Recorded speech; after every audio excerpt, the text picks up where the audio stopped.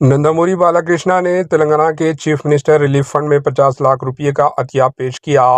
Chief minister Revanth Reddy के साथ बालाकृष्णा की बेटी तेजस्विनी ने बालाकृष्णा की जानिब से चेक को पेश किया और चीफ मिनिस्टर रेवंत रेड्डी से मुलाकात की।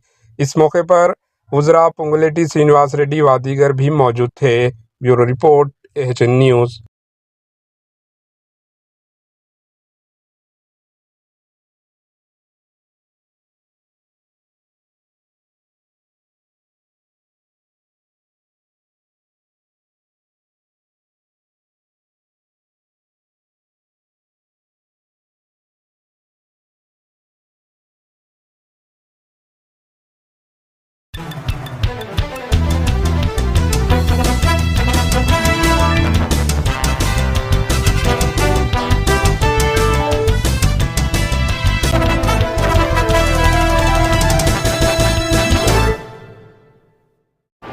AHN न्यूज़ को लाइक करें, शेयर करें और सब्सक्राइब करना ना भूलें।